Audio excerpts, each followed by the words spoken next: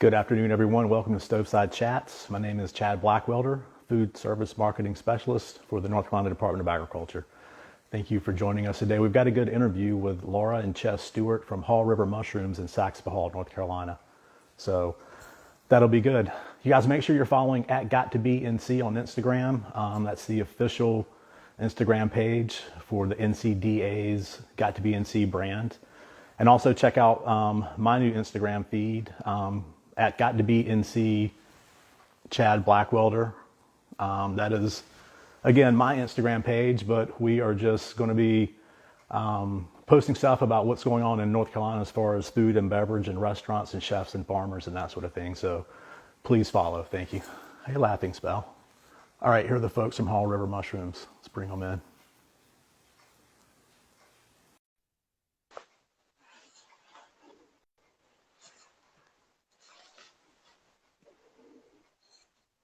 Hey, Laura. Hey, Chad, how are you? I'm doing good. I hope you are. I sure am. Trying to Cool. figure out the camera positioning. There you go. Thank you for joining us. We really appreciate it. Yeah, thanks so much for having me. Yeah, and thank you for everyone else who's watching and waving in. We really, really appreciate it. That's awesome. So we'll get right into it, Laura. Let's start out like we normally do. Tell us a little bit about your background and what led you to what you're doing now. Thanks. I'm Laura Stewart. I grow fungus for a living. My husband, who was going to be on the interview and he got pulled away to deal with an electrician thing on the farm, he and I started, he always dreamed of farming. It's something that kind of came along more slowly for me. And we started out growing diversified produce in 2012 and growing mushrooms as a side item. And we very quickly realized that there's so much more to mushrooms than we knew, so much more culinary diversity, and that we could do a deep dive just with that product. So we made that switch. 5 years later, in 2017, we both left our off-farm jobs to grow mushrooms full-time. And our business now has 14 employees. And in addition to selling fresh mushrooms, we specialize in hardwood mushrooms. So oysters, shiitake, lion's mane, reishi, cinnamon caps. This year we're hoping to add maitake and cordyceps. And we also are doing some value-added products. Our most successful one so far has been our mushroom jerky, which won a Sophie Award, which is the National Specialty Food Association awards. We won Best New Product and second place overall, and first place, we're proud, was Patagonia Provisions. So we feel like our little farm is running with the big dogs now. Yeah, absolutely. Well, you just answered several of my questions, but I do want to circle back around. The mushroom jerky that you guys do is incredible. I got to try that the Flavors of North Carolina show that the Department of Ag puts on under normal circumstances. And it was, and there's a lot of great products every year at that show. And Sherry, who you know, she does a great job with getting all those vendors together. But your jerky was the best thing that I had at that show. It was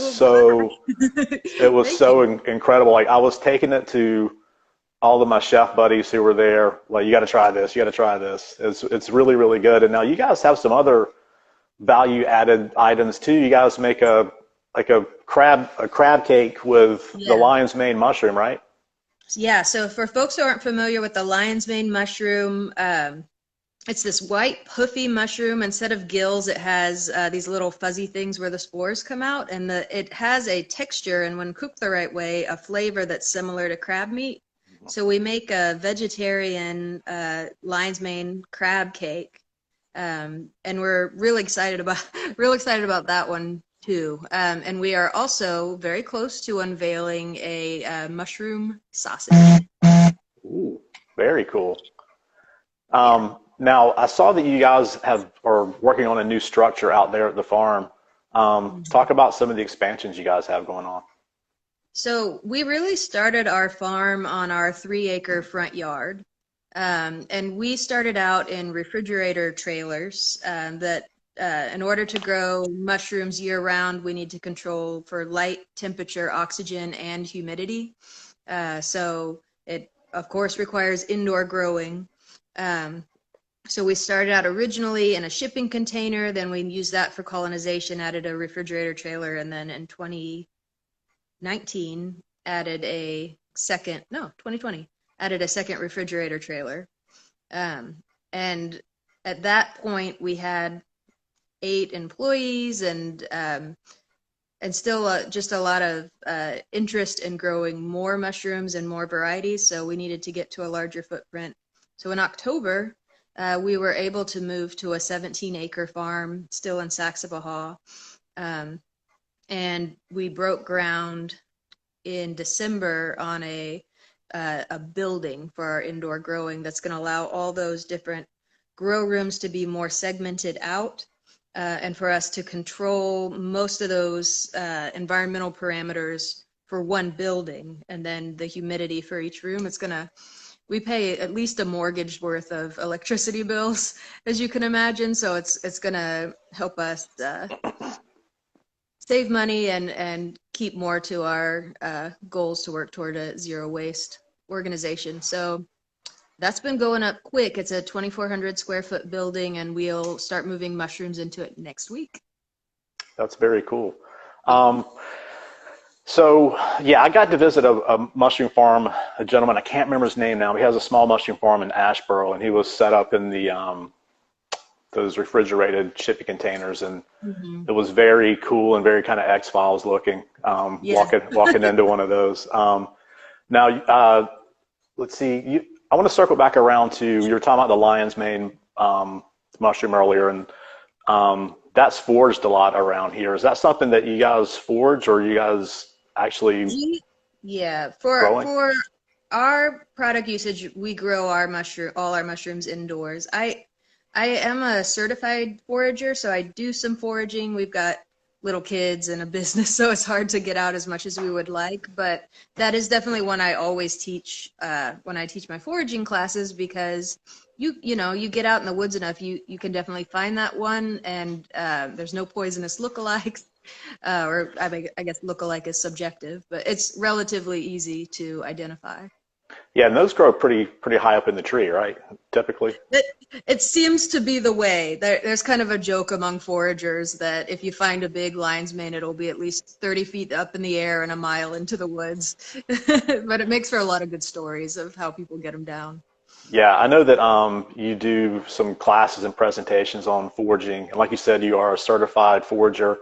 And I do that a little bit around here. My wife and I, we live out in the sticks as well. So a lot of chanterelles and stuff like that. I did find a big hen of the woods, or chicken of the woods. Which one is it? Hen of the woods? The orange one's the chicken, and the grayer one's the hen, maitake. Yeah, I found the hens, but they were, when I got to them, they had been there for a while, so they were pretty saturated. I wasn't able to use them, but my wife. The spot, though. I do, yeah. I marked that tree for sure. But that's a ton of fun. Now, in growing mushrooms, I know that a big part of it, the main part of it, is controlling that environment. Is that 100%, or are there times of a year that's more challenging? And how do you mitigate those challenges? Yeah, if there's other farmers on the line, I'm going to get no sympathy because I realize we do have insulation from extreme weather shifts, but yes, it does affect us. And that's one reason we're so excited to move to a building where the grow rooms are under one space, because when you're controlling temperature and humidity against rapidly changing outdoor conditions, if it's very cold, now you're heating the room quite a bit. And so that affects humidity. And if you make it too humid, then that can lead to other issues. So yeah, it throws us for a loop when it's very cold or very hot. And we're just small. So like we run our water through hoses. So in the winter, we have to have an alternate system we've gotten pretty good at keeping the hoses from freezing, but it happens sometimes. Yeah. So what started out, we used to have a stock tank in the grow room. And so in the winter, we would just have to carry water in and fill up that tank. And we've got a little more automated than that now, but. Yeah. Now, are there, I know obviously wild mushrooms that you forage that different mushrooms have different seasons. Is it like that when you're growing mushrooms? Are there some that are more challenging at certain parts of the year? Yeah, we do a little bit of seasonal change, even though we're controlling the environment. So it's going to be slightly warmer in the summer months, and that is when we do our tropical oysters. So the oyster mushroom, if you've seen our stuff at market, the most popular one is this blue oyster mushroom, but it has these gorgeous tropical varieties that are this golden yellow and a flamingo pink. We do those in the summer. And right now, of course, those are retired for a few more months, and we're doing these pure white snow oysters. Beautiful. You mentioned markets. Tell the folks about your CSA boxes and also what markets they can find y'all at. Great, thank you. Yeah, so we do a mushroom CSA, and you can subscribe for a pound or a half pound of mushrooms that you'll receive weekly. You can subscribe either for a month to month, or quarterly. And then we also have a program for folks that can pay for a whole year, and they'll pay that in advance. And any of those CSAs we use to invest in our farm. It gives us confidence that we have demand for different varieties, so it makes it easier for us to add more variety to our lineup. And we deliver throughout the triangle. We're adding a fair number of. We're in Apex, Cary, Greensboro, Chapel Hill, and Durham. And we also have a delivery truck that goes to those areas, and you can just order on barn to door at Haw River Mushrooms, so a barn to door site. And then Okay. on Saturdays, we're at 4 different farmers markets: the Chapel Hill Farmers Market, Greensboro Curb Market, South Durham Farmers Market, and the Durham Farmers Market. That's great. Um, what do you guys deliver? You can order on a delivery truck that goes out Wednesdays to some locations and Thursdays to another. That's very cool. Yeah. You were talking about presentations before. I know that we've had some restrictions under COVID a lot. Mhm. Under in normal times, what sort of like classes and presentations, and how can your space be used for those kind of gatherings and groups and that sort of thing? Yeah. So we're excited to be on more acreage. We're in the very, very beginning stages of installing a mushroom trail. And just thinking about with it looking like COVID's gonna be here longer than the 2 weeks we originally thought. We're thinking of some outdoor COVID safe classes we can offer. In normal times, we do a really popular log inoculation class. So we'd have like 1,000 people a year come to the farm and inoculate mushroom logs. Wow. One of our little side missions is North Carolina is a great place to grow mushrooms outdoors. And on logs, it can be a very passive activity. And so we want to make the mushroom garden as popular as the tomato garden in North Carolina. That's Um, really neat. yeah, and with this new space, we do think this March we'll be able to offer some smaller classes in outdoor spaces. So we're finalizing what that's going to look like. That's very cool. And you guys have worked recently with Hall River Assembly and Van Gogh Coffee with the soil restoration project. Tell us what's going on with that. Okay, so mushrooms are actually used in this process called mycoremediation, which is in their process of how they digest and create nutrition, they break down a lot of materials. So different mushrooms can be used to break down different pollutants. There's mushrooms that'll break down glyphosate. Um, and so we worked with the Haw River Assembly, which is an organization here that protects the Haw River that runs right near our farm. We have a 5-mile tributary to the Haw River called the Moats Creek that runs all through our new farm location. And they came out and they helped us identify areas of runoff that are being fed into Moats Creek. And we've staked them out and created these stacks. Van Gogh Coffee very generously donated well over 100, and they'll be donating more of these giant canvas coffee bags. So we fill those with our spent mushroom substrate, meaning the the sawdust and soybean hulls that we grow the mushrooms on. Those are still very active when we're done with our commercial production. So usually we compost them, but they'll continue to fruit. And so we've just been taking those, putting them in the bags, and creating these burrows along those feeder areas. So right now we've identified 5 sites, and when we're done building those up, the Haw River Assembly is going to help us do water testing to see how well they're performing. They've done this project before with sandbags to stop the sediment, so we're extremely excited to see if the addition of the microremediation component is actually, maybe having additional benefits.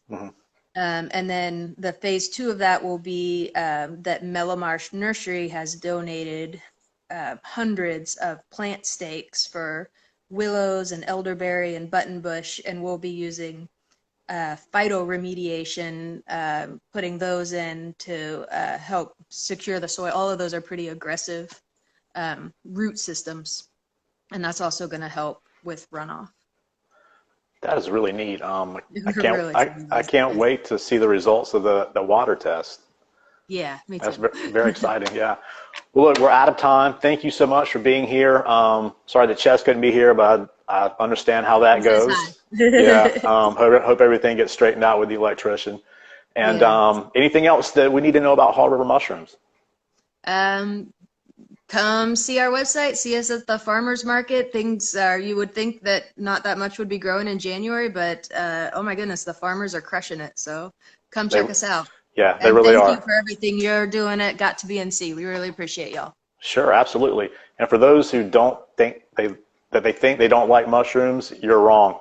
Like, find good mushrooms, cook them really crispy, and they're delicious. They're very meaty, and like if you cook a shiitake the right way, it tastes like bacon. So for those people who think they don't like mushrooms, keep that in mind. So thank you. Try dried shiitake powdered as a secret ingredient in your soup. If you don't like the texture, you've completely overcome that and you're still getting it. That's exactly right. I do. We're not vegetarians, but we often eat vegetarian sometimes, and I always have mushroom powder to give it that meaty umami flavor that, yeah, absolutely. Well, again, thank you so much for all the information. You guys make sure you check out their website, check them out on Facebook and Instagram, and go check them out at the market. Thank you, Laura. Thanks so much, Chad. Have a good one. All right, bye-bye. All right, that was Laura Stewart from Haw River Mushrooms. That was a great interview, super informative. February is going to be a pretty awesome month. We're going to start out talking with Josh Moynihan from 1 in 6 Snacks. He does the Carolina kettle chips, and they're some of my favorite chips, and I'm a huge chip fanatic. And then we have some Charlotte chefs in February. I'm going to start trying to focus on a certain region. So we're going to have Chef Mark Allison, who is the culinary innovator at Cabarrus Health Alliance. And a super nice guy. We're going to be talking to Chef Jamie Barnes from What the Fries food truck, and they have a brick and mortar restaurant in the works. So we're going to be talking to him about what's going on with that. And also Chef Sam Demonich, formerly of Upstream, who started his own business called Your Farms, Your Table.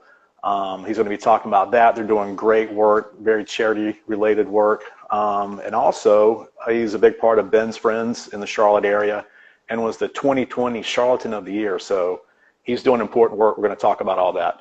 So we will see you guys next month. Thank you.